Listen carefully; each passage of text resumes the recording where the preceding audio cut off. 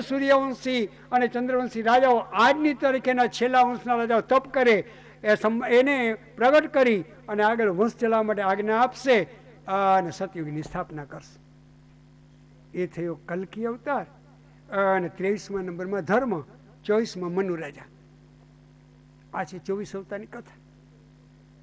અને બરાબર 12 વાગવામાં 7-8 મિનિટની વાર છે. એનો ખ્યાલ કરીને તમને કથા કરું. પણ એક કહું કે આજે તમને 20 મિનિટ મોડા છોડું તો ફરિયાદ કરવા માટે તમારી પાસે સ્કોપ નથી. કારણ કે તમે આજે સભામાં 9:30 હાજર થયા. કેટલો આપણો સમય કથાનો કપાયો? જેટલો કપાયો એટલા આપવો જોઈએ. જો પ્રશ્ન પેપર આપવામાં સુપરવાઇઝર 20 મિનિટ મોડું કરે અને સ્ટુડન્ટ 20 મિનિટ માગવાના છે અને સુપરવાઇઝર આપવી પડે, હકીકત છે. એમ તમે આજે અડધો કલાકની ચોકડી મારી તો અડધો કલાક આપી છે. અને ફરાર તો કાયમનું છે, એક દિવસ મોડું કરીએ તો ચાલી જાય. ખાવું તો રોજનું છે. બરાબર આમ 24 અવતારની કથા. તમને એક પ્રશ્ન કરું, કોને કોને કીધી આટલું મને કહેશો તો તમને આગળ કથા કહું. સૂત પુરાણીએ સોનક વગેરે બ્રાહ્મણોને કહી. શા માટે કીધી? ચોથા નંબરનો પ્રશ્ન છે કે ભગવાનના કેટલા અવતાર થાય છે? ત્યારે સૂત પુરાણી બોલ્યા, જો મેં વર્ણન કર્યું ને આવી રીતે ભગવાનના 24 અવતાર થાય. ચોથા અવતારનો જવાબ આપ્યો. 5મા અવતારની કથા કે વસુદેવને દેવકીને કનૈયા પ્રગટ થયા અને 125 વર્ષ ચરિત્ર કર્યા, એનું તો શું વર્ણન કરું. અને જ્યારે ભગવાન સ્વધામ પધારે ત્યારે એવા કોઈ દેવી અલૌકિક ગ્રંથની રચના થાય, એને આધારે ધર્મને મૂકતા જાય. છઠ્ઠા પ્રશ્નનો જવાબ.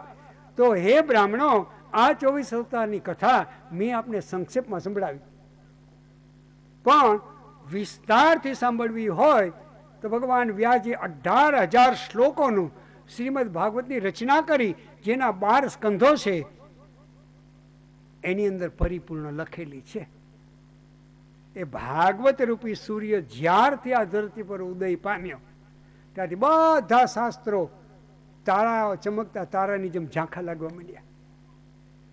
અને સાક્ષાત શંકરનો અવતાર એવા સુખદેવજી મહારાજે સાપ જેને થયો છે એવા પરીક્ષિત રાજા ગંગા કિનારે બેઠા, 7મે દિવસે તક્ષક આવવાનો છે, એને જઈને ગંગા કિનારે સંભળાવ્યું. એ કથા જો સાંભળો તો તમને પરિપૂર્ણ ભાગવત સાંભળવા મળે. આટલું કહીને અટકી ગયા સૂત પુરાણી. અટકી ગયા એનું એક કારણ, બ્રાહ્મણોને કથા સાંભળવામાં કેટલી જિજ્ઞાસા છે, જાણવાની ઈચ્છા થઈ. અને હંમેશા જિજ્ઞાસા વિના રેડવું એ નકામું છે.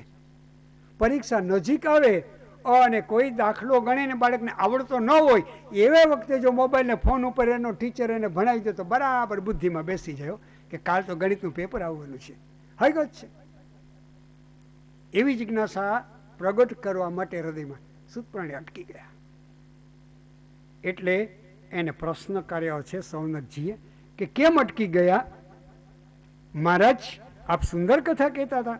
સૌનક ઉવાચ સૂત સૂત મહાભાગ વદનો વદતામ વર પ્રથમ ભગવતીમ પુણ્યામ યદા ભગવાચ્યુક. પછી બ્રાહ્મણોએ જે પ્રશ્ન થયો ને એ પૂરેપૂરો પ્રશ્ન 5મા શ્લોકમાં લખ્યો છે.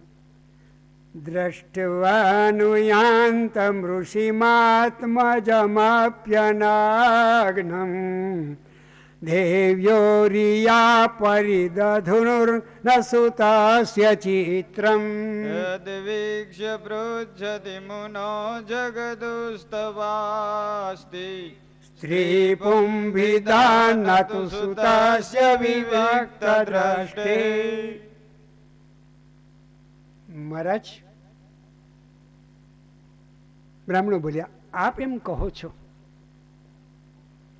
કે વ્યાસજીએ શ્રીમદ ભાગવતની રચના કરી.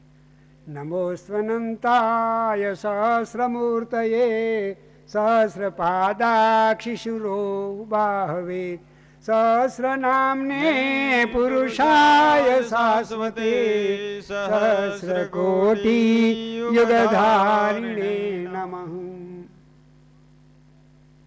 મહારાજ બ્રાહ્મણો બોલ્યા, સૂત પુરાણીને પ્રશ્ન કરે છે. આપે કહ્યું કે વ્યાસજીએ એમના ભાગવતમાં આ 24 અવતારોની કથા વિસ્તારથી લખી છે, એ તમારે સાંભળવી જોઈએ. તો એ મોટા બાપા, બુઢા બાપા વ્યાસને ભાગવત લખવાની કેમ જરૂર પડી? એનું કઈ કારણ હશે.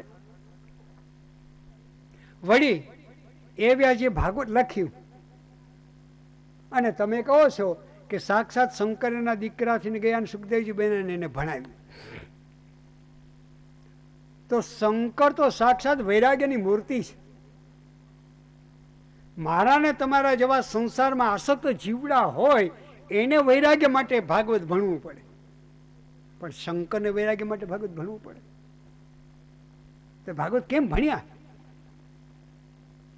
અને સાંભળી લ્યો સૂત પુરાણી, એ સુખદેવજી મહારાજનો વૈરાગ્ય કેવો છે એ તમે સાંભળી લો. જ્યારે સુખદેવજી મહારાજ પ્રગટ થયા, મહારાણી દેવીના ઉદરમાંથી સાધારણ બાળક રડતું રડતું જન્મે અને માના ઉદરમાંથી બહાર આવે એવી રીતે નહીં, પ્રકાશ થઈને 16 વર્ષના પ્રગટ થયા. નાભીમાં નાળ લટકતો હોય, ખંભે નાખ્યો, શરીર પર કોઈ વસ્ત્ર નથી પહેર્યા, અલગ છે લિંગો નિજ લાભ તુષ્ટો વૃતસ્ય બાલે રવધૂત વેશ. અવધૂત જેવા એમ ચાલી નીકળ્યા ખંભે નાળ લઈને. અને અરણી દેવીને બાપ વ્યાસનું હૃદય ભરાયું. પુત્રેતી તને મય તયા તારે ઓ ભીને દોષ, હે દીકરા પાછો વળ, આશ્રમમાં રહીને તપ કર, અને જંગલમાં જવાની જરૂર નથી, આશ્રમ એ જંગલમાં છે. હું તને લગ્ન કરવા માટે આગ્રહ નહીં કરું, બેટા આશ્રમમાં બેસીને તપ કરો. આમ બુઢા વ્યાસજી પાછળ દોડતા ગયા અને વૃક્ષોમાંથી અવાજ આવ્યો, પિતાજી પાછા ફરો, પાછા ફરો, પાછા ફરો. વ્યાસજી જુએ છે, મારો દીકરો સુખ બોલે છે. એક એક પાંદડામાંથી અવાજ આવે. સાક્ષાત શંકરજીના વિશ્વમાં વ્યાપેલા છે, સાધારણ ગુરુ નથી સુખદેવજી મહારાજ. બધે જેના ઉપસ્થિતિ રહેલી હોય, એવર ટાઈમ અને everywhere he is a present. ગુરુ બધી જગ્યાએ અને બધા સમયે ભગવાનની જેમ જ બધે હાજર છે. એનું સર્વવ્યાપક ગુરુ કહેવાય. આવા સુખદેવજી મહારાજ છે. વ્યાસજીને તો સાક્ષાત શંકર દીકરાથી આવ્યા, એના માટે શું કહેવાનું હોય. પણ બાપનું હૃદય છે ને મમતા બંધાણી. એમ કરતા કરતા આગળ દીકરો ને પાછળ બાપ, અને દીકરો છે એ શંકર છે, બાપ છે વિષ્ણુના અવતાર છે. આજે સ્વયં વૈકુંઠાધિપતિ વિષ્ણુ એ વ્યાસ બનીને આવ્યા અને શંકરની પાછળ પાગલ બની ગયા વૈરાગ માટે. કેવી દિવ્ય અલૌકિક કથા છે, વિચાર કરો. ભાગવતના એક એક પ્રસંગ અલૌકિક છે. અને ઉપેન્દ્રભાઈની એક વાત મને બરાબર સાચી લાગે કે 3 મહિના 13 દી પૂરા થાય તો ભાગવત પૂરું થાય, બાકી અસંભવમ, શક્ય જ નથી. અને એવામાં એક સરોવર આવ્યું અને કિનારા પર વસ્ત્ર ઉતારી અને અપ્સરાઓ, ગંધર્વ કન્યાઓ, કિન્નર કન્યાઓ, દેવ કન્યાઓ સ્નાન કરતી હતી. કેટલું એના દેહ ઉપર સૌંદર્ય હોય વિચાર કરો. અને ત્યાંથી સુખદેવજી મહારાજ નીકળ્યા. 16 વર્ષનો એક યુવાન નીકળ્યો, જોઈ અને દેહ ભાન ભૂલી ગઈ સુંદર કન્યાઓ. પાછળથી બુઢા વ્યાસજી નીકળ્યા પુત્ર પુત્ર કરતા, અને એક એક કન્યાઓ બહાર નીકળીને વસ્ત્ર પહેરવા લાગી. એટલે હાથ જોડ્યા વ્યાસજીએ, બેટા તમે મારા દીકરાના દીકરી બરાબર છો, હું તમારા પિતાના પિતા બરાબર છું. 18 વર્ષનો મારો યુવાન દીકરો સુખદેવજી અહીંયાથી પસાર થયો અને તમને મનમાં જરાય ક્ષોભ ન થયો કે એટલે વસ્ત્ર પહેરીને શરીર મર્યાદા કરી. અને તો બાપના બાપ જીવડો બુઢો છું અને તમારા મનમાં આવો સંશય આવ્યો. દેવ કન્યા વસ્ત્ર પહેરીને હાથ જોડ્યા, પિતાજી પરમ પિતા છો, પિતાના પિતા છો, આપને વંદન છે, કોટી વંદન છે. પણ આપના પુત્ર સુખદેવ સાક્ષાત શંકર છે. જે વિવેક રૂપી અગ્નિ રૂપી ત્રીજું નેત્ર ખોલે તો કામદેવ બળીને ભસ્મ થઈ જાય, હતો નહોતો થઈ જાય કામ, રાકડો. અને આ સ્ત્રીનું શરીર કહેવાય કે આ પુરુષનું શરીર કહેવાય, એને જેના મનમાં અંતર નથી. There is one kind of body. સ્ત્રીનું શરીર હોય કે પુરુષનું, એમાં કંઈ પણ જેને ભેદભાવ ન લાગે એ નામ શંકર કહેવાય. એક જ જેને સ્વપ્નમાં સંસારનો અનુભવ નથી કર્યો એ શંકર છે. પણ મોટા બાપા આને સ્ત્રી કેવા રાખજો. આમ દેવકન્યા કહેવા લાગી. તો તમે મને નિર્ણય આપીને કહો કે સુખદેવજી કેવા વૈરાગવાન કહેવાય અને આવા વૈરાગીને ભાગવત ભણવું પડે ખરું વૈરાગ માટે? આ પ્રશ્ન બ્રાહ્મણોને થયો. એને સમજાવવા માટે આટલો વિસ્તાર કર્યો મેં. એક નાનકડું દ્રષ્ટાંત આપું. જનકપુરીની અંદર રાજા જનક બિરાજમાન હતા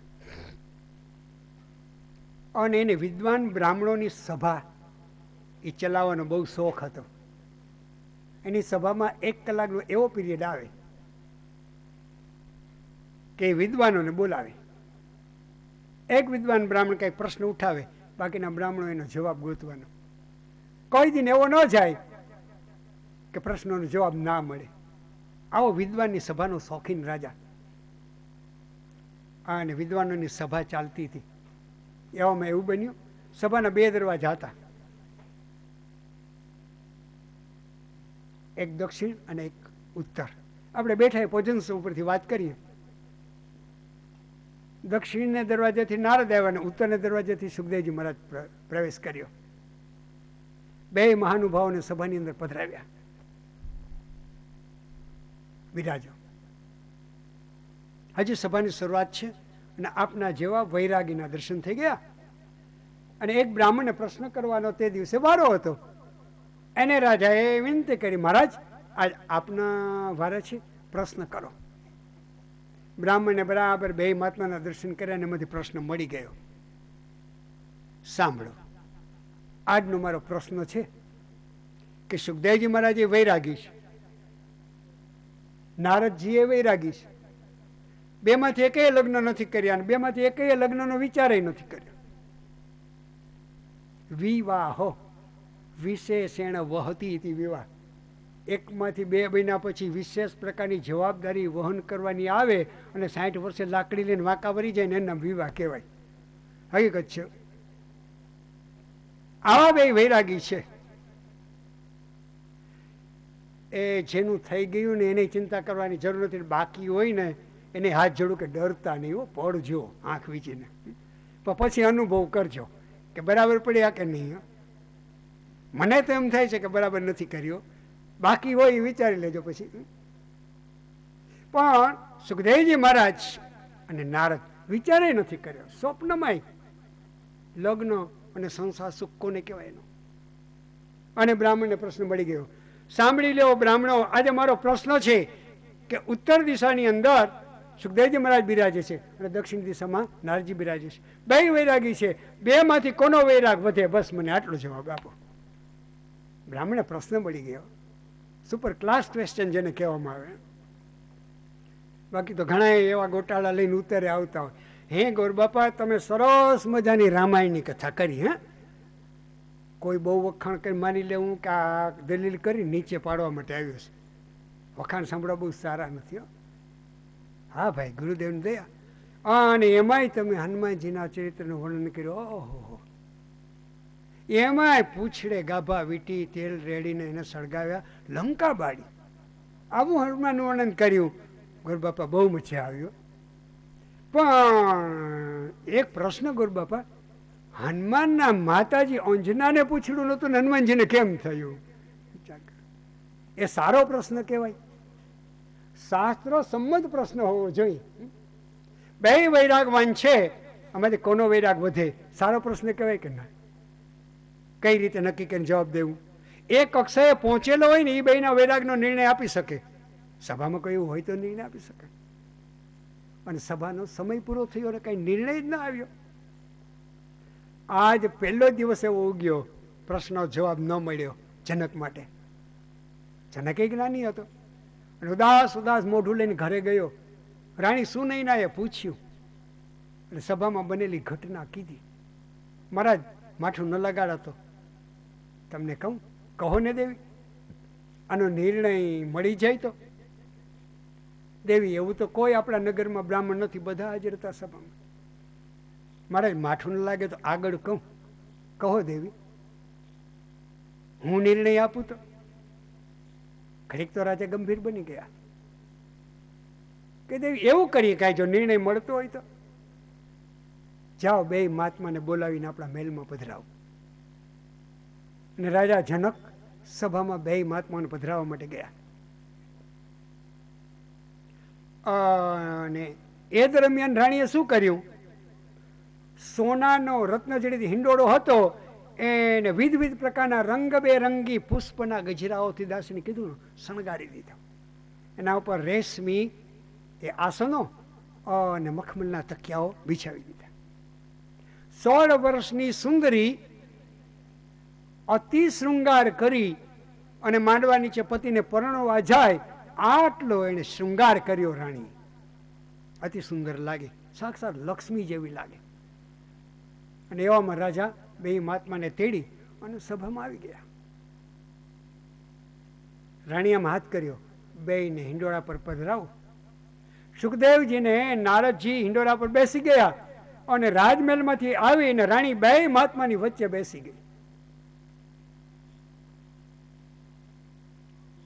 તો નારદજીને થયું કે બ્રહ્મચારી છું અને આ રાણી એટલો શણગાર કરીને બાજુમાં આવીને બેસી ગઈ, મર્યાદાનો ખ્યાલ નહીં હોય.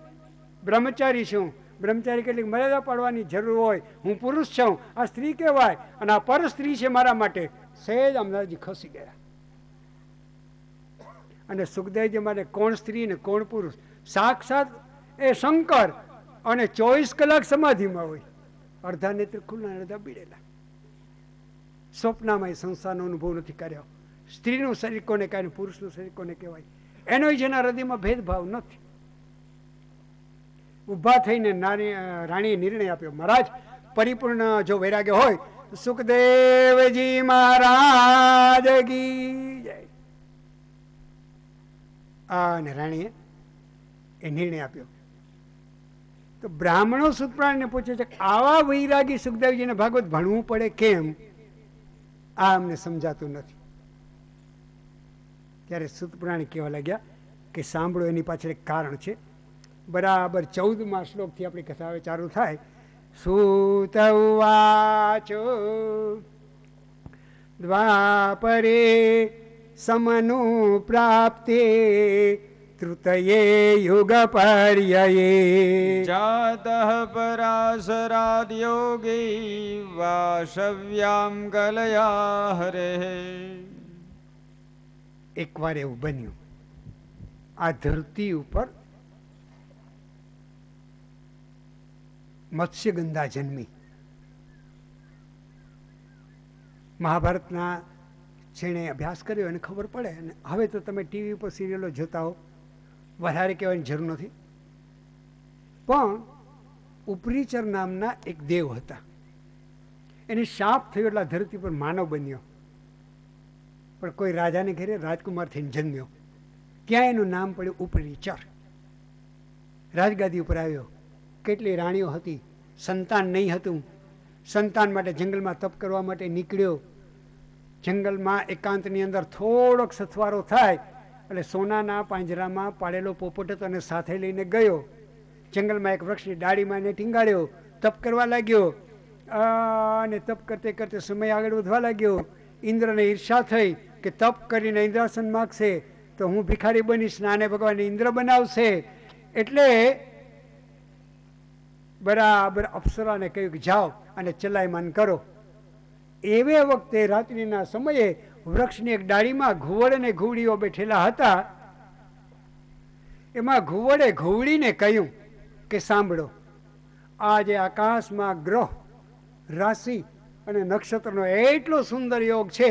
7 જન્મમાં જે કોઈને સંતાન ન થવાનું હોય, એ પતિને પત્ની વિહાર કરતા હોય, તેના ઉદરમાં સંતાન આવી જાય. તો રાજાને બહુ દુઃખ થયું કે હું તો કેટલાય નગરથી દૂર છું. એવામાં ઇન્દ્રિએ મોકલેલી અપ્સરાઓ આવીને નૃત્ય કરવા લાગી અને રાજા તપભંગ થયો અને એક શક્તિને પડિયામાં લઈ અને પોતાના પાડેલા પોપટના ચાંચમાં મૂકી અને રાજમહેલમાં જવા માટેની સંજ્ઞા કરી. પડિયામાં લઈને પોપટ ઉડતો હતો, સાગર ઉપરથી ઉડ્યો. એક બાજ પક્ષી તરાપ મારી પડ્યો, નીચે પડ્યો અને એક માછલી ગળી ગઈ. કાળે કરીને મચ્છિયારાની ઝાડમાં આવી. મચ્છિયારા એના બરાબર છુરીથી કામ કરવા લાગ્યો. પેટને હળવેકથી ચીર્યો અને જે કન્યા નીકળી એનું નામ મત્સ્યગંધા, જેના શરીરમાંથી માછલાની સુગંધ આવતી હતી. દીકરી માનીને રાખી. 16 વર્ષની યુવાન બની અને યમુના કિનારે માછીમારો સામે કિનારે યાત્રિકોને પાર કરાવતા હતા. એ ધંધો બંધ કર્યો, જમીન આરામ કરવા માટે પડ્યા. એવામાં પરાશર મહારાજ આવ્યા અને સામે કિનારે જવા માટે પેલી મત્સ્યગંધાને આજ્ઞા આપી કે ઘડીભર થોભો મહારાજ, હમણાં પિતાજી ઉઠે ને આરામ કરીને એટલે એને કહું. મહારાજની ઉતાવળ હતી. દીકરીએ પિતાને વાત કરી. પિતા કે બેટા તું મૂકી આવ, હું આરામ કરું. મત્સ્યગંધા નાવડું ચલાવવા માંડી અને પરાશર મહારાજ અંદર બિરાજમાન થયા અને બરાબર મધ્ય પ્રવાહની અંદર નાવડું ગયું. અને લખ્યું છે વિદ્વાનોને, એટલે હું તમારી આગળ કથા કરું કે પરાશર મત્સ્યગંધામાં આસક્ત થયા. કારણ વૈકુંઠમાં બેઠેલા વૈકુંઠાધિપતિને થયું કે દીકરો થઈને જાવું છે, આવા માતાને પિતાની જોડી નહીં મળે, એટલે આવું બન્યું. અને પછી મત્સ્યગંધાના જે ઉદરમાં આવ્યા એ સાક્ષાત વ્યાસજી. સામે કિનારે નાવડું આવ્યું અને પરાશર ચાલવા લાગ્યા. સ્નાન કર્યું, સંધ્યા કરી અને મત્સ્યગંધાને મૂકીને નીકળ્યા ત્યારે પગ પકડીને રડવા લાગી કે ઉદરમાં બાળક હશે એને ક્યાં મૂકીશ? સાંભળો દેવી, સાક્ષાત નારાયણ તમારા દીકરાથી આવશે. એકાંતમાં આ બાળકને જન્મ આપજો અને જન્મ આપ્યા પછી તમારા દેહની રચના કુંવારી કન્યાની સમાન બની જશે. પણ જગતમાં તમારું નામ અમર થઈ જાય ને એવા દીકરાનો જન્મ થશે. પરાશર નીકળી ગયા અને મત્સ્યગંધાનો સમય થયો. 2 બાજુ પાણી અને 1 બાજુ જમીન, એને દ્વીપ કહેવામાં આવે અને ગુજરાતીમાં બેટ કહીએ આપણે. એવી જગ્યામાં આવી. જેમ સુખદેવજી મારા 16 વર્ષના થઈને જમ્યા, એમાં 7 વર્ષના બાળકથી પ્રગટ થયા વ્યાસજી. ખંભે નાળ લઈને ચાલવા માંડ્યા. જેવા બાપ એવા બેટા. હકીકત છે. એક કહેવત છે કે વડ એવા ટેટા અને બાપ એવા બેટા. પછી દીકરીઓને ચિંતા કરવાની જરૂર નથી. ગોર બાપા મારા માટે તો કંઈ કહેતા જ નથી. તો સાંભળજો, ઘડો ઘરમાંથી ફૂટી જાય એની ઠીકરી કેવી હોય?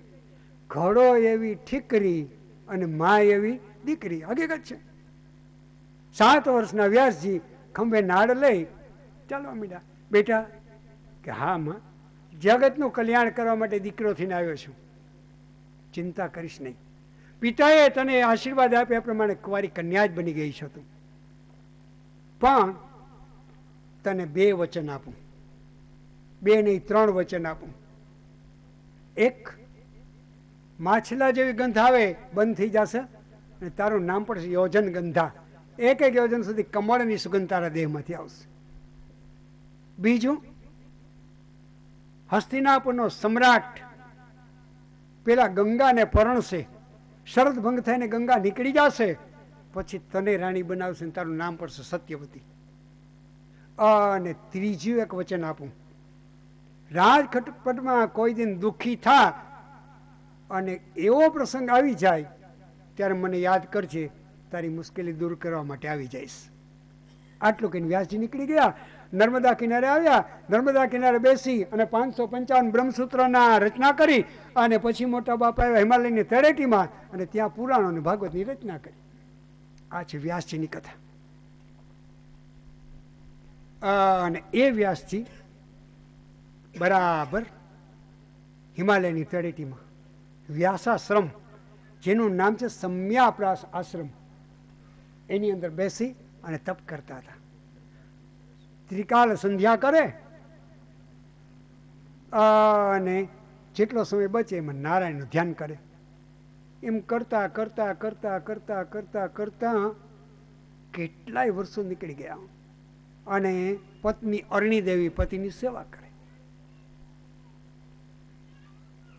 પતિના કાર્યમાં સહકાર આપવો એ પત્નીની ઉત્તમ ફરજ છે. પતિના સુખે સુખી, પતિના દુઃખે દુઃખી, એ પતિવ્રતા નારી છે. અને દુઃખમાંય પતિનો સહકાર ન છોડે એ આદર્શ પત્ની છે. આવી રીતે સેવા કરતી હતી. અને એક દિવસ વ્યાસજી ધ્યાનમાં બેઠા. રોજ સમાધિમાં ભગવાન નિરંજન નિરાકાર અને પછી સાકારના દર્શન થાય. એને બદલે આજે એવી ઘટના બની 5000 વર્ષ પછી ભયંકર જે કલિયુગ આવવાનો હતો ને એના સમાધિમાં દર્શન થઈ ગયા. શું જોયું વ્યાસજીએ? કે કુળ અને ગોત્ર પૂછ્યા વિના દીકરા દીકરીઓ લગ્ન કરવા લાગ્યા. પુરુષો વાળ વધારવા માંડ્યા, દીકરીઓ વાળ કપાવવા લાગી. જાહેરની અંદર રાંધેલા અન્ન વેચાવા લાગ્યા. બ્રાહ્મણો છે એ વૈભવી અને વિલાસી બનવા લાગ્યા. વેદના મંત્રો વેચાવા લાગ્યા. બજારમાં જાહેરમાં રાંધેલું અન્ન વેચાવા લાગ્યું અને રૂપિયા લઈ અને વૈદિક વિધિ વિધાન થવા લાગ્યા. રાજા પ્રજાને પીડવા લાગ્યા. શરીર ઉપર પહેરવા ઓઢવાની કોઈ મર્યાદા ન રહી. ન્યાય ઘટ્યો ને અન્યાય વધવા લાગ્યો. નીતિ ઘટી અને અનીતિ વધવા લાગી. ધર્મ ઘટવા લાગ્યો અને અધર્મ વધવા લાગ્યો. છળ કપટ કરી એને કઈને પ્રકાર એને પૈસા કમાઈ લેવા. અનીતિ કરી કરીને જીવડા ધન કમાવા લાગ્યા. અનીતિનું અન્ન અને ધન ઘરમાં આવવા લાગ્યું ને એનાથી પાલન પોષણ થવા લાગ્યું. એની બુદ્ધિ બગડવા લાગી અને જીવડાઓ ધર્મથી વિમુખ થવા લાગ્યા. તરુણી પ્રભુતા આગે શ્યાલકો બુદ્ધિદાયકો આવું બધું જોવામાં આવવા માંડ્યું. અને વ્યાસજી આંખ ખોલી નાખ્યો. ઓહો, આવા ભયંકર કલયુગ, એના જીવડાને સદબુદ્ધિ મળે અને ભગવાન મળે. શું કરું હું? મોટા બાપાએ વેદ ને ઉપનિષદનો અભ્યાસ કર્યો. વિચાર કર્યો કે વેદોથી ભગવાન નહીં મળે કલયુગના જીવડાને. એના ગહન અર્થ છે, એનું મનોમંથન નહીં કરે. એક તમને કહું, આપણે કોઈની નિંદા કરવા માટે કથા નથી કહેતા, પણ સંસ્કૃતનો સબ્જેક્ટ લઈ અને કોઈ દીકરો કે દીકરી એમએની અંદર ભણતા હશે અને કોઈ પ્રોફેસર એને ભણાવતો હશે સંસ્કૃત, અને શંકરાચાર્ય મહારાજે લખેલા શારીરિક ભાષ્ય ઉપર પ્રોફેસર સાહેબે એને બ્રહ્મસૂત્રનું ભાષ્ય ભણાવવાનું હશે, બરાબર? તો એ દીકરા દીકરી ઘરેથી ટીવી જોઈને પછી બ્રહ્મસૂત્ર ભણવા જશે, શરીરે શૃંગાર કરી અને બ્રહ્મસૂત્ર ભણવા જશે, પગની અંદર બૂટ મોજા ને ચપ્પલ પહેરી અને બ્રહ્મસૂત્રો સાંભળશે, અને પેલા સાહેબ પેન્ટ અને બુશર્ટ પહેરશે, ચામડાનો પટ્ટો બાંધ્યો હશે, નીંદ માર્યો હશે, મોઢામાં ન ખાવાની વસ્તુ ભરી હશે, અને પછી બ્રહ્મસૂત્ર ભણાવશે. એનાથી પરીક્ષાની અંદર કદાચ 90 કે 95% માર્ક આવશે અને સાહેબને 1 મહિનાના 50,000 રૂપિયા દક્ષિણા આવશે, પણ કોઈને સમાધિ નહીં લાગે, ભગવાન નહીં મળે. તમે યાદ રાખજો, એ હકીકત છે. સંસારનો ત્યાગ કર્યો હોય મનથી, એક ધોતી નીચે પહેર્યું ને એકમાંથી ઓઢ્યું હોય, જંગલમાં ઝૂંપડી બનાવીને રહેતો હોય, કોઈ પણ પ્રકારના વ્યસન ન હોય, અને સાદો આહાર લેતો હોય, ઉપવાસ કરતો હોય, અને જેણે વેદોનો અભ્યાસ કરેલો હોય, સમાધિમાં ભગવાન જોયેલો હોય, એવા ગુરુ મળી જાય, એ બ્રહ્મસૂત્ર ભણાવીને શિષ્ય ભણે તો એને સમાધિમાં ભગવાન દેખાય. એટલે વ્યાસજીએ વિચાર કર્યો, કલયુગના જીવડાનું આ વેદ મંત્ર અને આ બ્રહ્મસૂત્ર ભણી ભગવાનને મેળવવો એ કામ નથી. તો લે મહાભારતની રચના કરું, અને જે ઇતિહાસ ઘટી ગયો હતો ધરતી પર, મહાભારત લખ્યું, ગીતા જેવો ગ્રંથ આપ્યો. વ્યાસજીને થયું કે હજુ પણ કલયુગના જીવડાનું કલ્યાણ નહીં થાય. 17 પુરાણ લખ્યા, 17 પુરાણ લખી અને કલમ મૂકી દીધી, ચિંતા થઈ. હજુ કલયુગના જીવડાના કલ્યાણ માટે મારે કંઈ લખવાનું બાકી રહી જાય છે, અને ખરેખર પૂરું ન થાય તો મારા હૃદયને કેમ શાંતિ થાય? શું બાકી રહી જતું હશે? નારાયણ મને સમજાતું નથી. કયો ઉપાય બતાવો, કાં મને સત્સંગ કરાવો. એવાની અંદર શ્રીમન નારાયણ નારાયણ નારાયણ કરતા કરતા નારદજીએ પ્રવેશ કર્યો. નારદજીને જોઈને પ્રાર્થના કરી વ્યાસજીએ. ત્યારે નારદ બોલ્યા કે મહારાજ, કલયુગના જીવડાના કલ્યાણ માટે સુંદર સુંદર ઉપાય કર્યા છે, પણ જુઓ, જે કરવાનું છે ને એ નથી કર્યું. તમે વેદોના 4 વિભાગ કર્યા, કલયુગમાં કોને સમય હશે કે વેદ મંત્રનો અભ્યાસ કરે? તમને એક કહું, હજી સમય એટલો ખરાબ આવશે, 5 રોટલીનો ખોરાક કોઈ ને 3 ખાઈને ઉઠી જવું પડશે. ખાવાનો પૂરો સમય નહીં મળે એટલી ઝંઝટ ને જવાબદારી વધી જશે અને વધતી જ જાય છે. આપણે જોઈએ છીએ રાતે ઊંઘ પણ નથી આવતી, આપણને ખાવાનો સમય નથી મળતો, આટલી જવાબદારીઓ વધતી જાય છે. તો વેદ મંત્રનો નારદ કહે છે વેદ મંત્રનો અભ્યાસ આ જીવડા ક્યાંથી કરશે? એ ઉપનિષદ ક્યાંથી ભણે? બ્રહ્મસૂત્ર ભણવાનો એને ક્યાં સમય હોય? અને એવી ઉત્તમ ને સૂક્ષ્મ બુદ્ધિ પણ નહીં હોય. તો મહારાજ મેં મહાભારત લખ્યું, ગીતા જેવો ગ્રંથ લખ્યો. સાંભળી લ્યો વ્યાસજી, નારદ બોલ્યા ગીતા કેવા વાળા કૃષ્ણ હતા ને સાંભળવા વાળો અર્જુન હતો, આવી બુદ્ધિ વાળા પણ નહીં હોય. શું કરું? મહારાજ વેદો છે એ તો એમ કહે છે કે નેતિ નેતિ, કાલે ભૂદેવોએ મને સંભળાયું, ન ઇતિ ન ઇતિ. ભગવાન કેવો હોય? શિષ્ય પ્રશ્ન કરે, પછી આતુરતા વધે ગુરુને પૂછે કે જુઓ પેલો આખલો ચાલ્યો જાય કેવો તાકાત વાળો છે, હવે 1000 આખલાના તાકાતને ભેગી કરીએ આવો તાકાત વાળો ભગવાન હશે? ન ઇતિ, ના એવો નહીં, એનાથી વિશેષ ને આગળ. તો ભીમને જે શરીરમાં તાકાત હોય આવા લાખો તાકાતવાળા પુરુષની તાકાત ભેગી કરી એવો નહીં, એનાથી વધારે આવો નહીં, એનાથી વધારે અબજો અને અરવો ને ખરવો માનવની શક્તિને સુંદરતાને ભેગી કરી એવો નહીં, એનાથી આગળ વધારે આવો છે. એમ આંગળી ચીંધીને ભગવાન બતાતો નથી. ન ઇતિ, એનાથી વધારે, એનાથી વધારે, નેતિ નેતિ કહીને વેદનો ભગવાન બતાવી શકાય. ઇતિ આવો એમ આંગળી ચીંધી બતાવી ન શકાય. એ તો શ્રીમદ ભાગવતની જ વિશેષતા છે. બરાબર 10મા સ્કંદમાં કથા આવે છે કે ભગવાન કૃષ્ણ શિશુપાલના મસ્તકને સુદર્શન ચક્રથી કાપી નાખે, એના તેજને પોતામાં સમાવી લે. યુધિષ્ઠિર નારદને પ્રશ્ન કરે કે આ કૃષ્ણ કોણ છે? સવા અયમ બ્રહ્મ. ભાગવતના ભગવાન આંગળી ચીંધીને બતાવી શકાય, કારણ એ સાકાર છે. એ સાકાર છે, આવો ભગવાન છે. એટલે નારદ કહે છે મહારાજ મહાભારતી કામ નહીં ચાલે, પણ આવો છે એમ બતાવવા માટે તમે શ્રીમદ ભાગવતની રચના કરો. આ કરવાની બાકી રહી ગઈ છે, તો જ આ ભગવાન આવો છે એમ બતાવી શકાય. સારું થયું ભૂદેવ મને વાત કરી તો મને યાદ આવી ગયું કે મારે ભાગવતનો દ્રષ્ટાંત કયું આપું.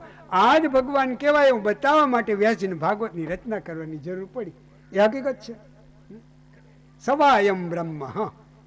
અને એક બ્રહ્મ છે એ નાન્યતર જાતિ છે, બરાબર?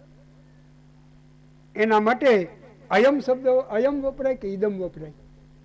ઇદમ વપરાય. બ્રહ્મ માટે ઇદમ વપરાય. તો સવા અયમ બ્રહ્મ, જો બ્રહ્મ શબ્દ વાપરવો હોય તો ઇદમ શબ્દ વાપરવો જોઈએ વ્યાસજીએ. પણ અયમ કેમ વાપર્યો?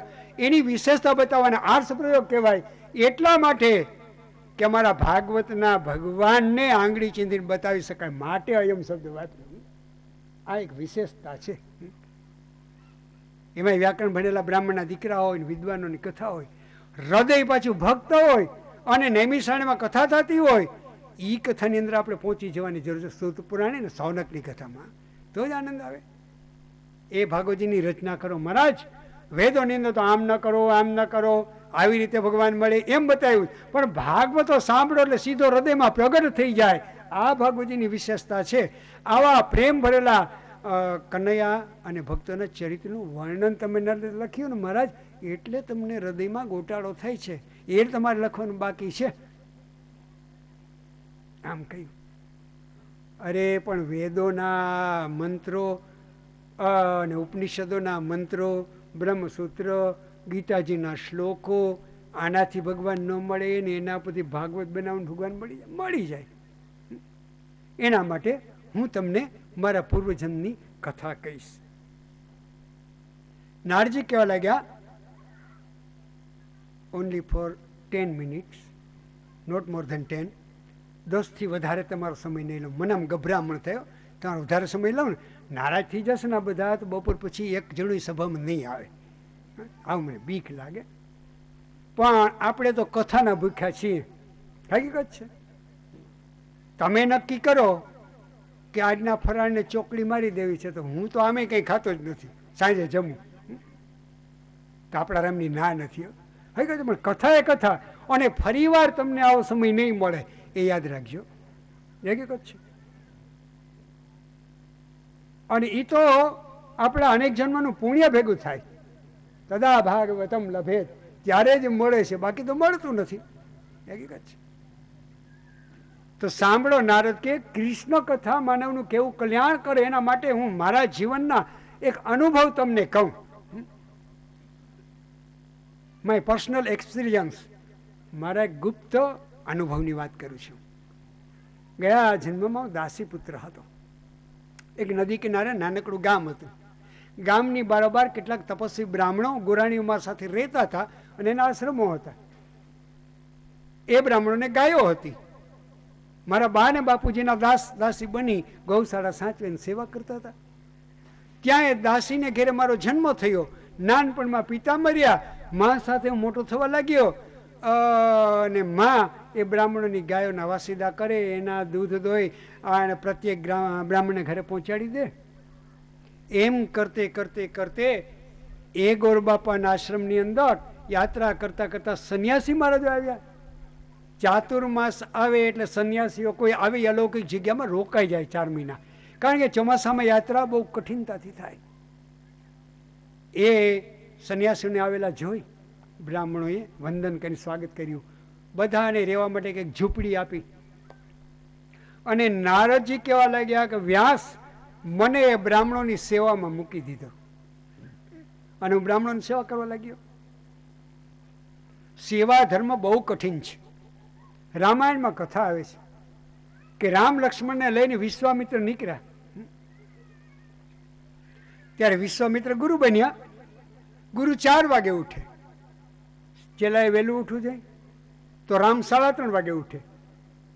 અને મોટા ભાઈ વહેલા ઉઠે તો નાનો ભાઈ સેવક છે એનાથી વહેલું ઉઠવું પડે. લક્ષ્મણની કેવડી મોટી ફરજ, જવાબદારી વિચાર કરો.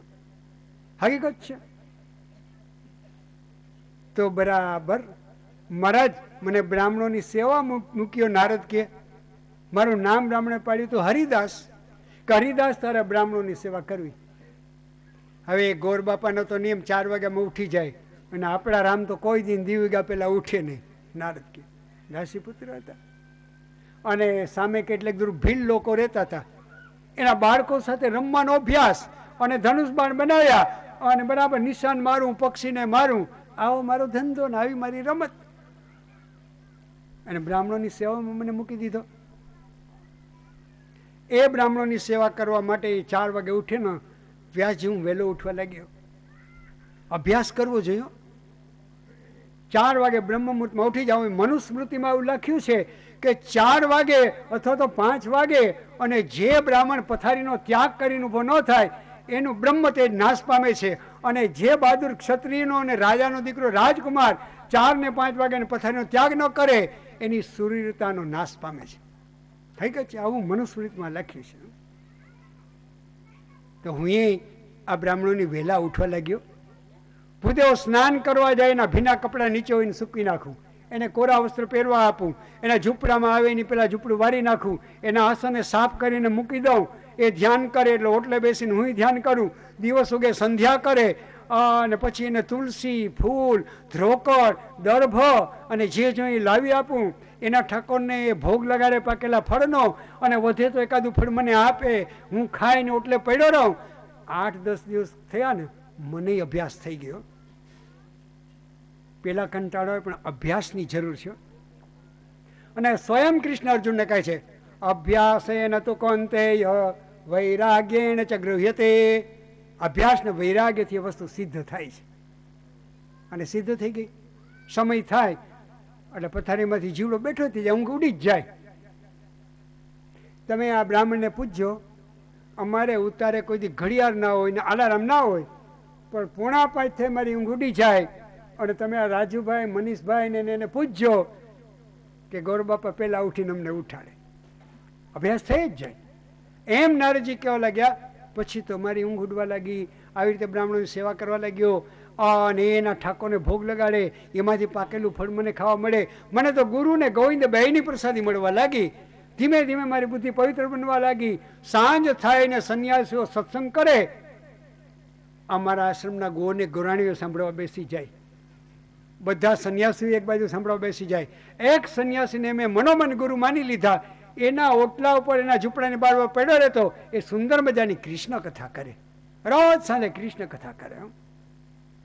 અને કૃષ્ણ કથા તો બહુ મધુર છે. અધરમ મધુરમ મધુરમ, કનૈયા જેવું કોઈ મધુર મધુર નથી. અને નંદકુમાર જેવા કોઈ નટખટ નથી. ભજ નંદકુમારમ સર્વ સુખ સારમ તત્વ વિચારમ બ્રહ્મ પરમ. એના જેવો કોણ હોય? એ કૃષ્ણની કથા હું સાંભળવા લાગ્યો, નારદ બોલવા લાગ્યા, અને મને કૃષ્ણ વાલો વાલો લાગ્યો. પેલાને મેં મનોમન ગુરુ માની લીધા, એને મનોમન મને ચેલો માની લીધો. ગુરુ નક્કી કરીને કરવાના ના હોય કે આનું ગુરુ કરું, આની કંઠી બાંધું, આને કંઠી બાંધું, પણ જેને જોઈને હૃદય નમી જાય, માનવું કે આ મારા ગુરુ છે. આવી પવિત્રતાનો જ્યાં તમને વ્યક્તિત્વના પરિચય થાય અને હૃદય નમી પડે, માનો કે આ ગુરુ.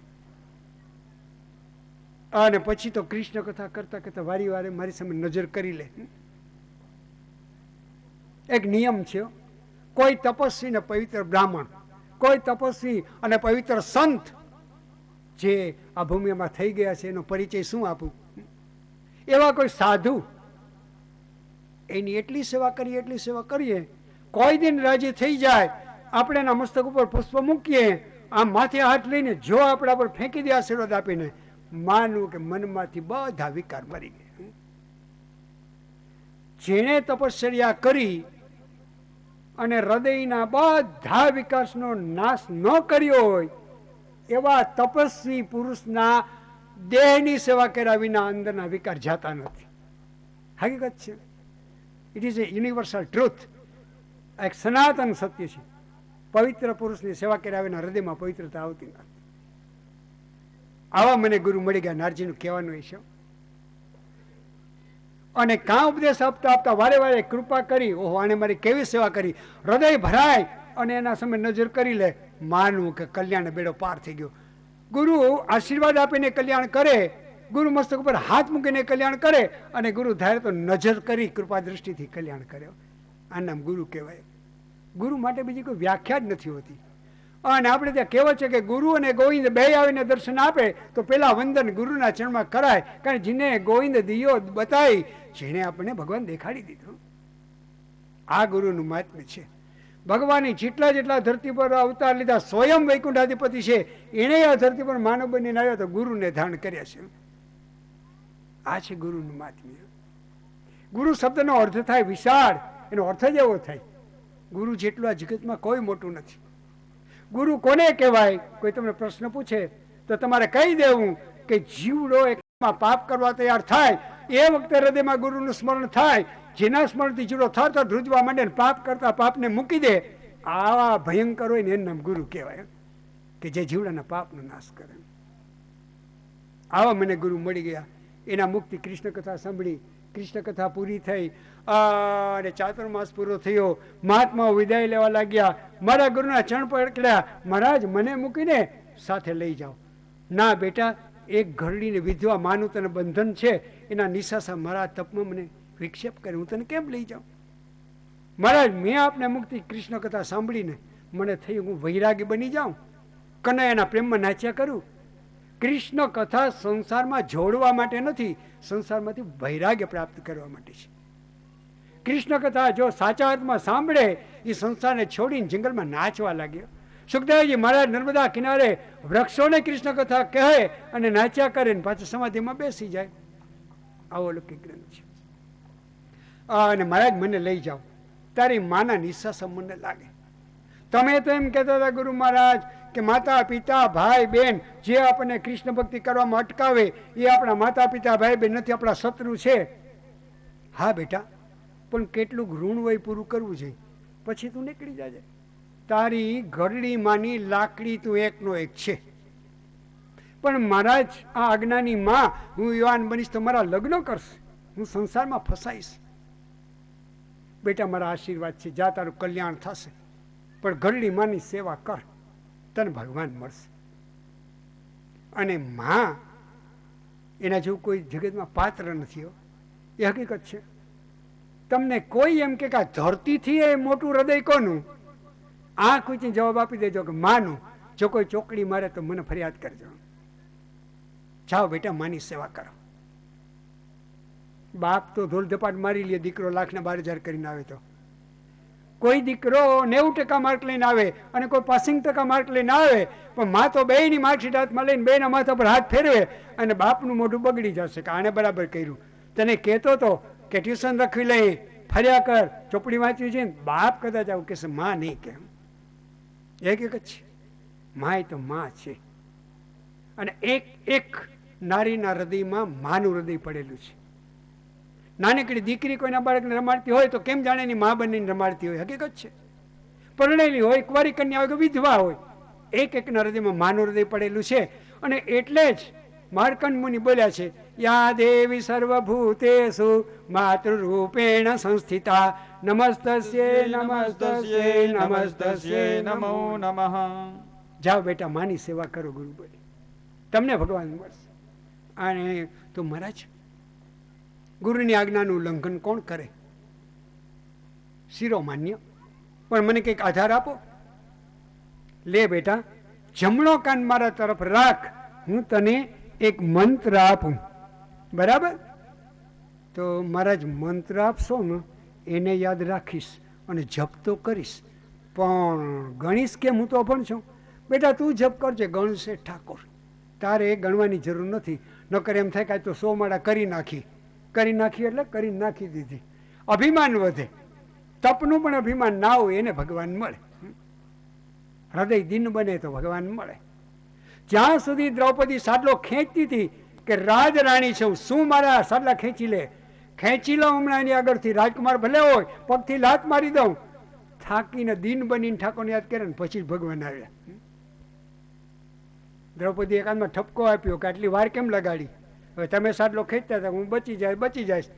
અને પછી તમે કેવી મૂર્ખતા કરી, હે દ્વારિકા વાસી વાસીન, હે દ્વારિકાવાળા ક્યાં છો? દ્વારિકાથી જલ્દી દોડો. હવે હતો સભામાં, તમે બોલાવો દ્વારિકાથી આવો તો મને વાર લાગે કે ન લાગે? હકીકત છે. ભગવાન કેવા બોલવામાં ચતુર છે. આવા છે ભગવાન. તો બેટા ગણશે ભગવાન. તમને એક મંત્ર આપું. અને મંત્ર આપ્યો બરાબર 5મા અધ્યાયનો 37મો શ્લોક છે. નમો ભગવતે તુભ્યં વાસુદેવાય ધીમહિ પ્રદ્યુમ્નાય નિરુદ્ધાય નમઃ સંકર્ષણાય ચ.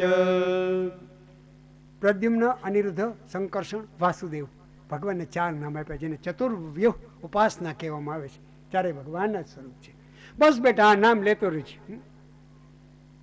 અને ભગવાનનું ધ્યાન કરતો રહેજે. ભાગવતની અંદર નામ અને ધ્યાન સિવાય કથા આવતી જ નથી. સતત ભગવાનના નામ લેતો રહે, ધ્યાન કરતો રહે, એને ભગવાન મળે. હાથમાં કામ અને મુખમાં રામ. ભલે ઘરના કામ કરતા હોય પણ મનથી ભગવાનને યાદ કરવામાં કોઈ ના પાડે ખરું? આટલી સરળતા છે વ્યાસજી કે ભગવાનને મેળવવાની, છતાંય દુર્ભાગી જીવડો એને ભજતો નથી. વિચાર કરો. આલિદ્રા બ્રહ્મચારી બાપુના આશ્રમમાં જાય ને તો એક વાક્ય લખેલું છે, આખી જિંદગી આળસથી પડી રહેનાર, ભગવાનનું એક પણ નામ નહીં લેનાર, મળે ત્યારે હાય હાય કરતો જાય ને પસ્તાવા સિવાય એની સાથે કાંઈ જાતું નથી કે મફતમાં મળતું હતું મેં લીધું નહીં. હકીકત છે. બેટા નામ લેજો, બસ ગણશે ઠાકોર. ધ્યાન કરતા રહ્યો, નામ લેતા રહ્યો. ભગવાન કરતા ભગવાનનું નામ મોટું છે. આ સભાની અંદર કોઈ ભગવાનભાઈ નામના મહેમાન આવે અને ઘરેથી માં કહે કે જા કથામાં ભગવાનભાઈ આવ્યા છે જુનાગઢમાંથી, એને બોલાવી લાવ. દીકરો કે પણ હું તો ભગવાનભાઈને ઓળખતો નથી. તો માં કે માઇક ઉપર જાહેરાત કરજે કે જુનાગઢની અંદર ઝાંઝરડા રોડ ઉપરથી ગાયત્રી સોસાયટીની અંદર ફ્લેટ નંબર 15માં રહેતા ભગવાનભાઈ છે, એને ગોકળભાઈને ઘેરે બોલાવે છે. જે ભગવાનભાઈ છે ઊભા થઈને આવશે. એમ ભગવાન કેવો છે મેન તમે જોયો નથી, પણ એનું નામ લેતા રહી તો જેવો છે એવા રૂપમાં મારી અને તમારી સામે આવી જાય. હકીકત છે. ભગવાન કરતા ભગવાનનું નામ મોટું છે. નામી કરતા નામ મોટું છે. સતત લેવું જોવું.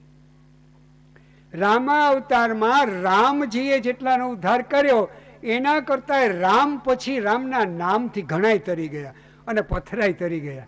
તો માનવ તરે કે ના તરે વિચાર કરો. બેટા સતત નામ લેતા રહેજો.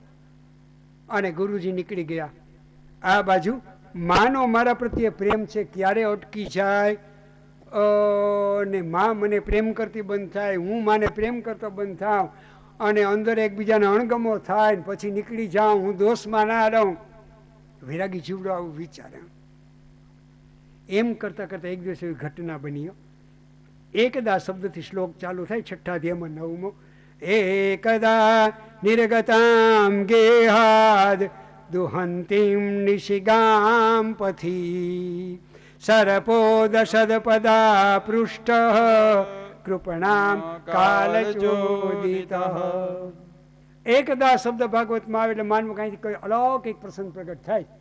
જીવનમાં ન બન્યો હોય એવો કોઈ પ્રસંગ પ્રગટ થાય છે. આગળ જે આવશે એક શ્લોક. એકદા ધનુરુદ્યમ્ય વિચરન મૃગયામ વને મૃગાનુગત શાંત ક્ષુધિતા તૃષિતો ભૃષામ. આવા જ્યારે જ્યારે પ્રસંગ અલૌકિક આવતા હોય ત્યારે વ્યાસજી એકદા શબ્દ વાપર્યો છે. એકદા ગૃહદાસીસુ યશોદાનંદ ગેહિની. ક્યારે નંદરાણી દયથી મંથન ન કરતી, આજે કનૈયાને માખણ ખવડાવો, સ્વયં નિર્મમંથ દધી, સ્વયં દધી મંથન કરે છે. એ એકદા શબ્દનો પરિચય તમને આપું.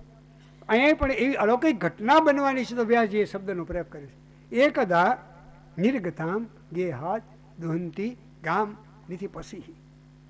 ગાય દોવા માટે બોઘેણું હાથમાં લીધું નારદની માએ, હરિદાસની માએ, અને થોડું મોડું થયું, અંધારું થયું.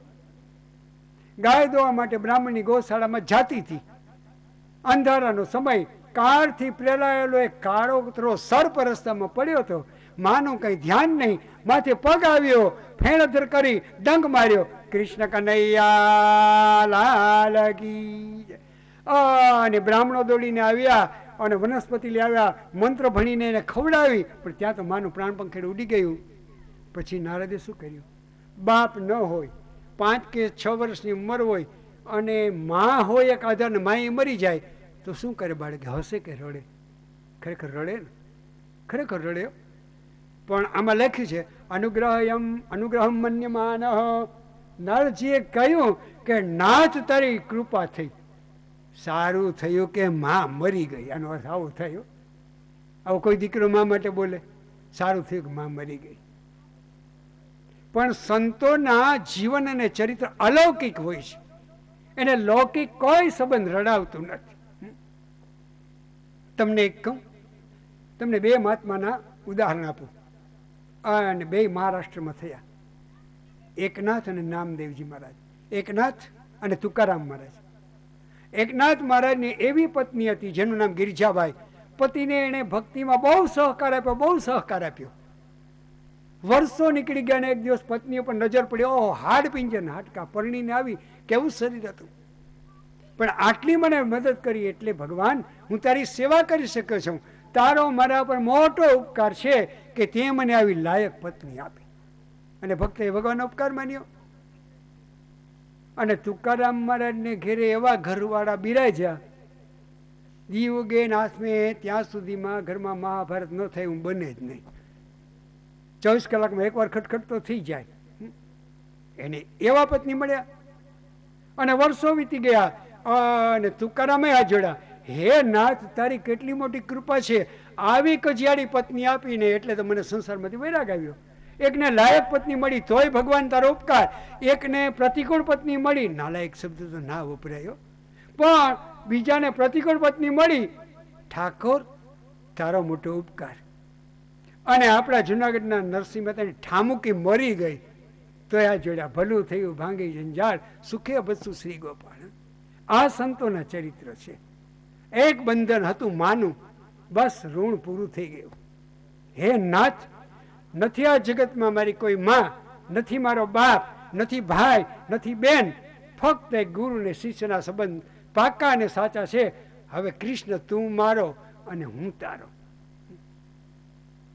ત્યારે ભગવાન મળ્યો.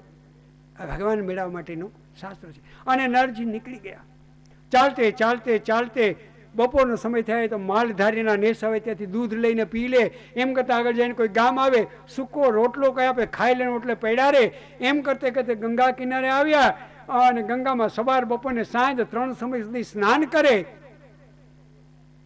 અને ગુરુએ આપેલા મંત્રનો જપ કરે. એમ કરતે કરતે કરતે સમય કોઈની રાહ જોતું નથી ને ઘરડા થયા નારદજી. યાદ રાખજો, બધાને ઘરડું થવાનું છે.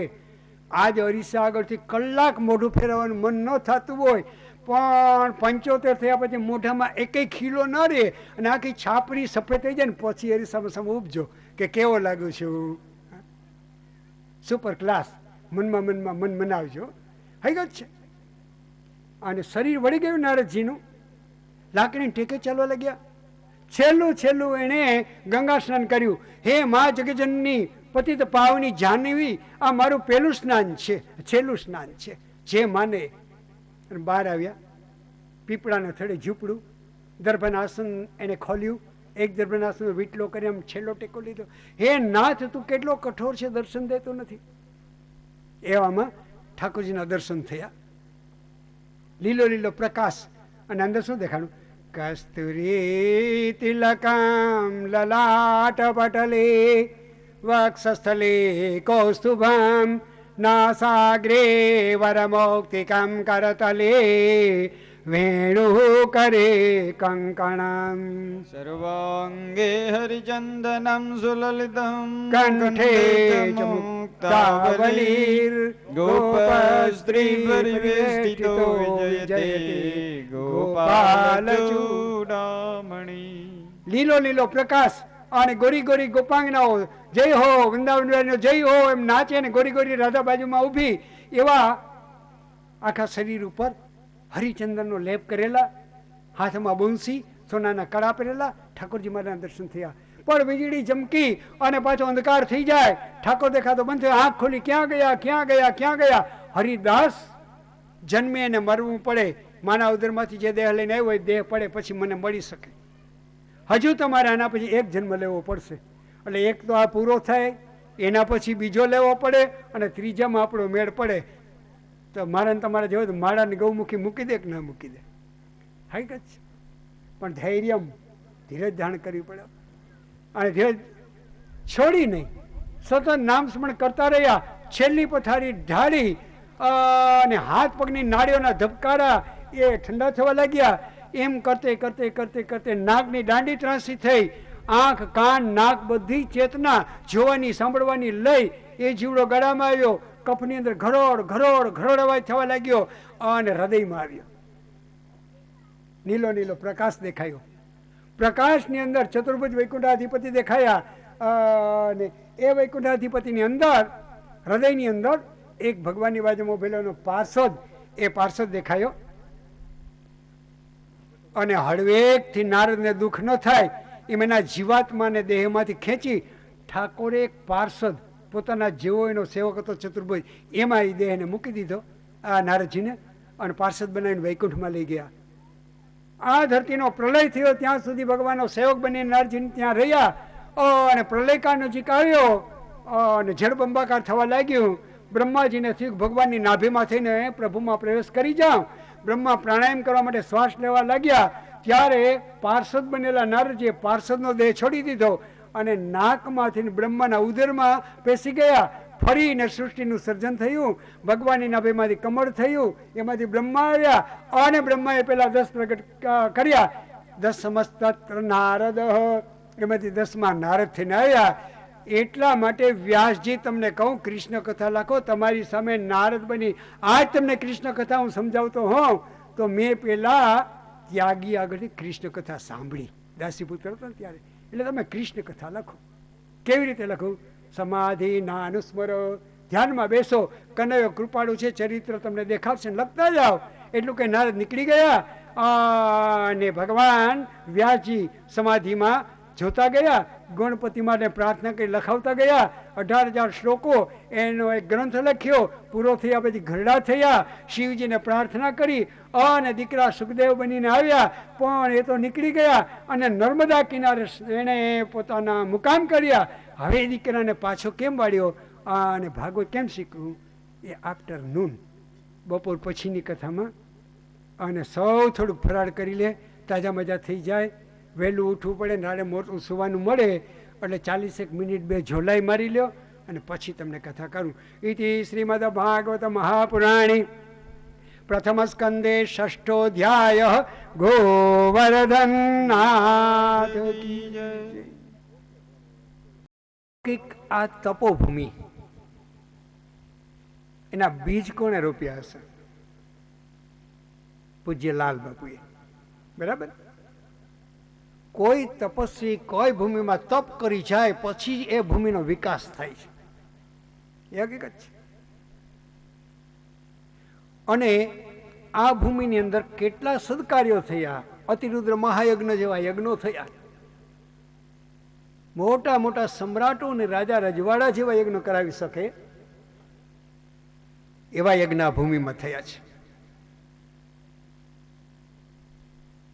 અને સંકીર્તન ધૂન ભજન પણ પુષ્કળ થાય છે. બીજે કેમ નહીં થતા હોય?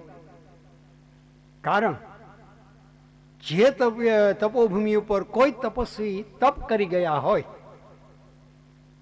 એ જાગ્રત ભૂમિ કહેવાય, જાગતી ભૂમિ. એટલા માટે થઈને અહીંયા એવા સત્કાર્ય થાય છે. મારું પણ કોઈ સારું ભાગ્ય હશે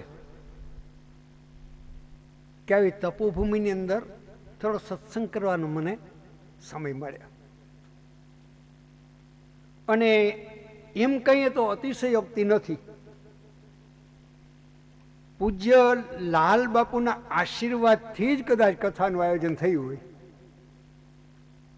તો હકીકત છે, એમાં જરાય અતિશયોક્તિ નથી.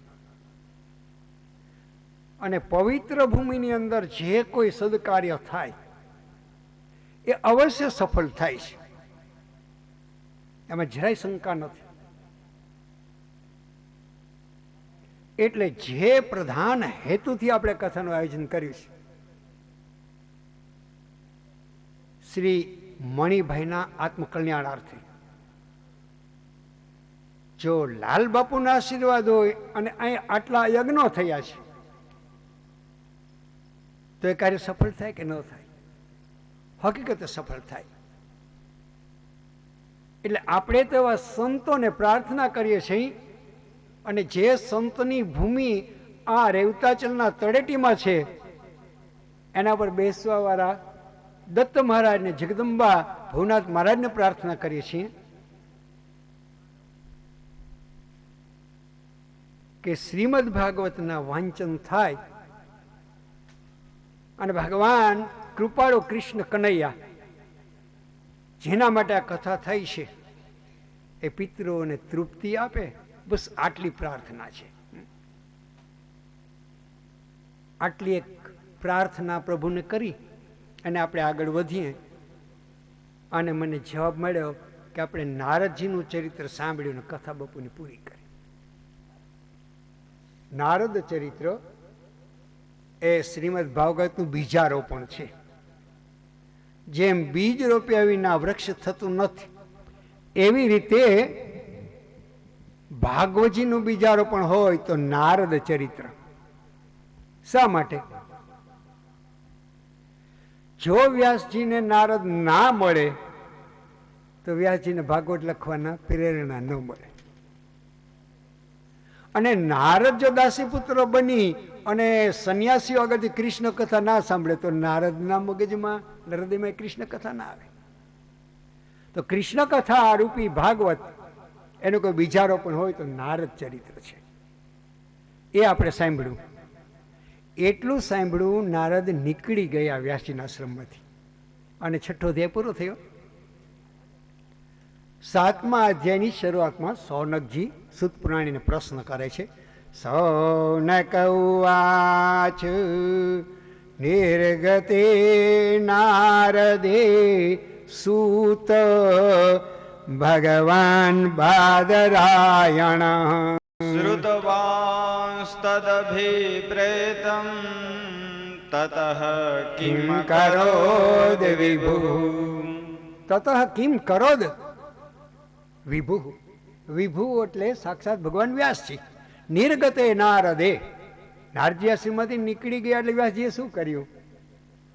પછી આગળનું અમને સંભળાવો. એટલે સૂત પુરાણી કહેવા લાગે કે સાંભળો. આટલી પ્રેરણા આપીને નારદજી પધારી ગયા. એટલે વ્યાસજીએ સરસ્વતી નદીમાં સ્નાન કર્યું. સરસ્વતીના જલમાંથી એક જલનું કમંડલ ભર્યું. આશ્રમમાં આવ્યા. પવિત્ર દર્ભના આસન ઉપર બેઠા. આસન ઉપર બેસીને કોઈ પણ સત્કાર્ય કરવું હોય એટલે આસન શુદ્ધિ કર્યા પછી ગોરબાપા બોલે આચમ્ય પ્રાણાયામ્ય, પ્રાણાયામ કરવો જોઈએ, આચમન કરવા જોઈએ. એટલે 3 આચમન કર્યા. ઓમ કેશવાય નમઃ સ્વાહા, ઓમ નારાયણાય નમઃ સ્વાહા, ઓમ માધવાય નમઃ સ્વાહા, ઓમ ગોવિંદાય નમઃ, એમ કરીને હાથ ધોઈ નાખ્યા.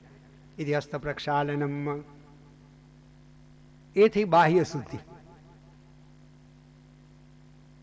સ્નાન કરવાથી તન પવિત્ર બને છે અને ભગવાનનું ધ્યાન કરવાથી મન પવિત્ર બને છે.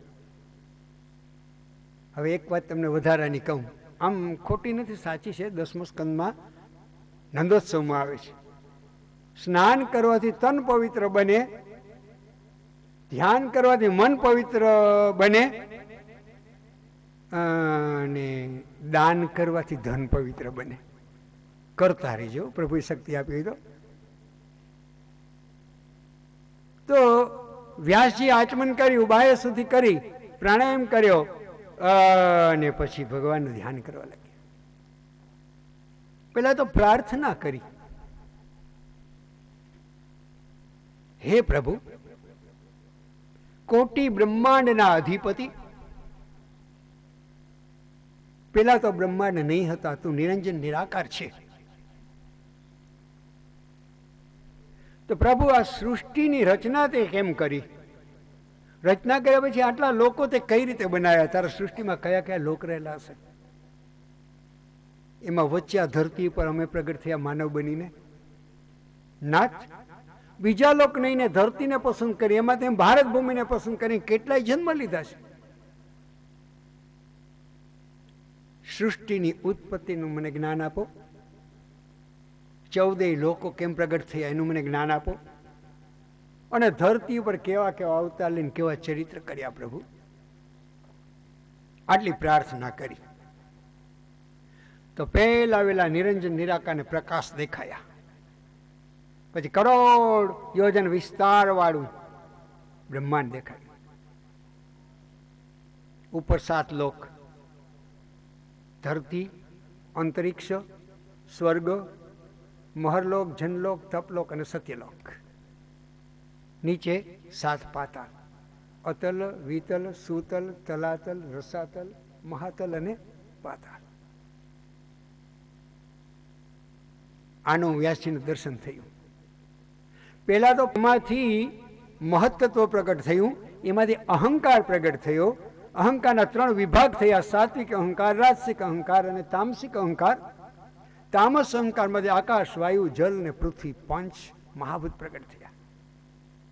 રાજસિક અહંકારમાંથી 5 કર્મેન્દ્રિય, 5 જ્ઞાનેન્દ્રિય, અને સાત્વિક અહંકારમાંથી 10 ઇન્દ્રિયોને શક્તિ દેવાવાળા દેવતાઓ, મન, ચંદ્રમા એ પ્રગટ થયા. પછી ભગવાને સંકલ્પ કર્યો, એ તત્વો એકત્રિત થયા અને 50 કરોડ યોજન વિસ્તાર વાળું બ્રહ્માંડ બની ગયું. અને આવું એક નહીં પણ કરોડો બ્રહ્માંડ ભગવાને પ્રગટ કર્યા છે. કરોડો એટલે ખાસ કોઈ એક સંખ્યા નથી બતાવી, અનંત બ્રહ્માંડો પ્રગટ કર્યા છે. અને એ બ્રહ્માંડોને ભગવાને પોતાના એક રોમમાં ધારણ કર્યા છે. પ્રભુ કેવડો હશે, આવું વ્યાસજીને સમજાયું. અને ત્યાર પછી ધરતી, સાગરના દર્શન થયા. પર્વતો, વન પ્રદેશો, ગંગા, યમુના, સરસ્વતી જેવી નદીના દર્શન થયા. અને બરાબર રસાતલમાં ડૂબેલી ધરતીને વરાહ લઈને આવે છે. વરાહ ચરિત્રના દર્શન થયા. વામનજીના દર્શન થયા. સરયુ નદીના દર્શન થયા. અને કૌશલ્યાના ખોડામાં રમતા રામના દર્શન થયા. એક પછી એક ચરિત્ર ધ્યાનમાં જોવા લાગ્યા. નારદે આજ્ઞા આપી હતી, સમાધિ ના અનુસ્મર. સમાધિમાં બેસો એટલે બધા ચરિત્ર દેખાશે. પણ વ્યાસજીના ઈષ્ટ દેવતા કૃષ્ણને એને કૃષ્ણ ચરિત્ર વિસ્તારથી લખવા છે. આંખ ખોલે, લખતા જાય, લખવામાં પહોંચે નહીં તો ગણપતિ મહારાજે સહકાર આપ્યો. પછી ફરીને સમાધિમાં બેઠા તો 84 કોસ વ્રજના દર્શન થયા. શ્યામ શ્યામ નિર્વેતા યમુનાના દર્શન થયા. ગિરિરાજ ગોવર્ધનજીના દર્શન થયા. નાનકડા ગોકુલિયા ગામના દર્શન થયા.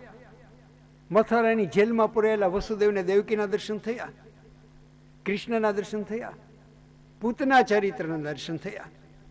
આંખ ખોલતા જાય, લખતા જાય, ગણપતિ મહારાજ શ્લોક બોલે લખતા જાય. એમ કરીને શ્રીમદ ભાગવતને પૂર્ણ કર્યું. પૂર્ણ કરીને વ્રત થયા. શિવજી મહારાજ સુખદેવજી મહારાજ બનીને આવ્યા. આગળ પિતા, આગળ પુત્ર અને પાછળ પિતા.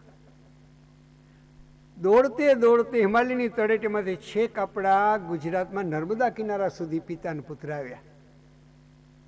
સુખદેવજી મહારાજ તો સાક્ષાત શંકર છે. સંકલ્પ કરે એવું તુરત જ બની જાય. આંખ ઉજીને સંકલ્પ કર્યો તો નર્મદાજીના બેટમાં આવી ગયા. આપણે અંકલેશ્વરથી શુકલ તીર્થ જાય અને ત્યાંથી બેસીને જે કબીરવડના બેટમાં જાય છે, ત્યાં મોટા બાપા સુખદેવજીના બેસણા હતા અને એને તપશ્ચર્યા કરી ત્યાં.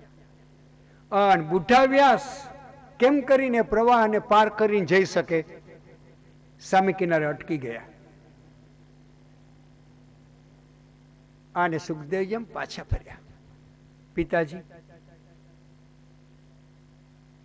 કેમ રડો છો? પુત્ર પાછો વળી જાય.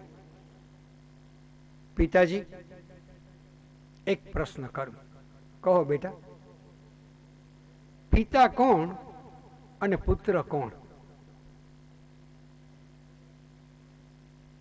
સાંભળી લો પિતાજી.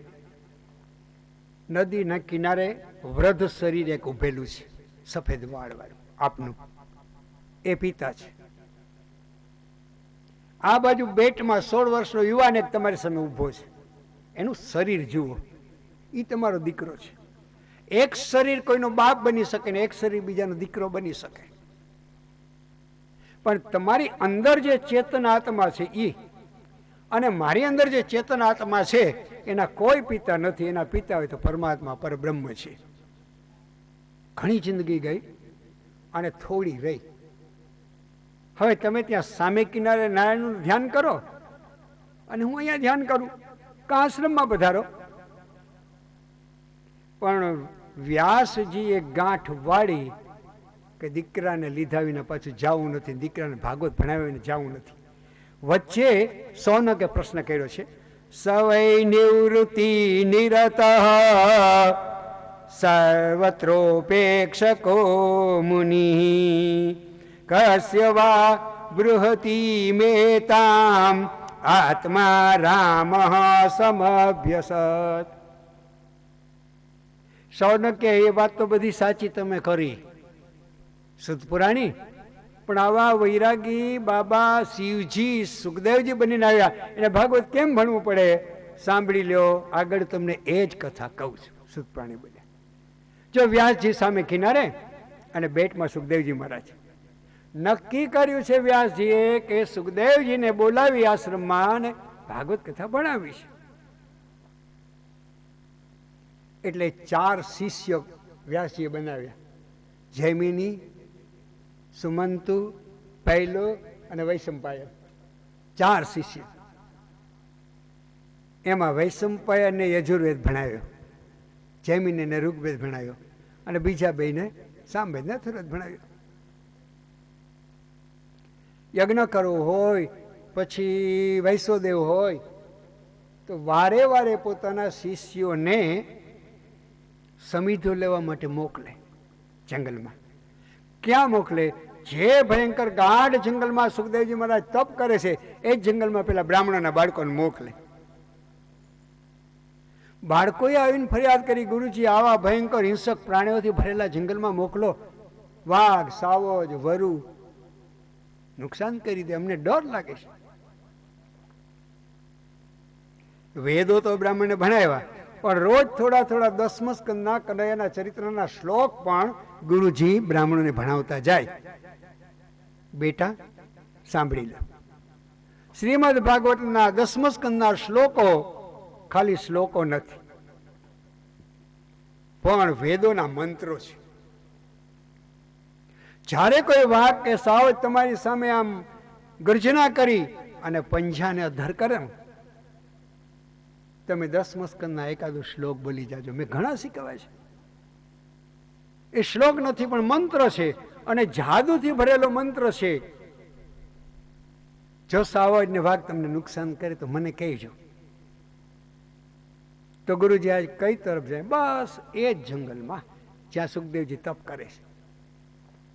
અને શિષ્યો આવી ગયા. શિષ્યો આવ્યા અને બરાબર લાકડા સૂકા સૂકા વીણીને ભેગા કરવા લાગ્યા. એવામાં એક વાઘ આવ્યો, ગર્જના કરીને આમ પંજો ધરકાર્યો. બ્રાહ્મણો ગભરાવા લાગ્યા. એક બોલ્યો, પેલા 10મા સ્કંદના શ્લોકો કનૈયાનું ચરિત્ર લખ્યું છે, ચાલો એકાદો બોલી જાય. અને બોલ્યા, અહો બકીયમ સ્તન કાલકૂટમ જિગાંસયાપાય યદપ્ય સાધ્વી લેભે ગતિમ ધાતૃચિતાં તતોન્યમ કંવા દયાલું શરણામ વ્રજેમા. બરાબર સુખદેવજી મારા સમાધિમાં જાગ્યા. વર્ષો સુધી બેસે અને પછી જાગે. જાગે એટલે નર્મદાના જલમાં સ્નાન કરી લે, ખોબો ભરીને થોડું જલ પી લે અને આમ લટાર મારી લે 1-2 દિવસ, પછી ધ્યાનમાં બેસી જાય. બરાબર સુખદેવજી મહારાજને ધ્યાનમાં બેસી આંખ ઉજીને પ્રાણાયામની શરૂઆત કરવાની. બ્રાહ્મણોના બાળકો સામે વાઘ દોડ્યો અને અહો બકીયમ સ્તન કાલકૂટમ શ્લોક બોલ્યા કનૈયાના ચરિત્રનો. શંકર છે ને કે વ્યાકરણ ભણવું તો ન પડે. શ્લોક કાને પડ્યો સુખદેવજીને. ઓહો, આંખ વિચાઈ ગઈ. અને શ્લોકના અર્થ મેં કેવા સુંદર કનૈયાનું વર્ણન છે. અહો બકીયમ સ્તન કાલકૂટમ, કંસે મોકલેલી પાપી પૂતના 2 વક્ષસ્થળ ઉપર કાળકૂટનું ઝેર લગાડી અને કંસના શત્રુ કૃષ્ણને મારવા માટે નીકળી છે.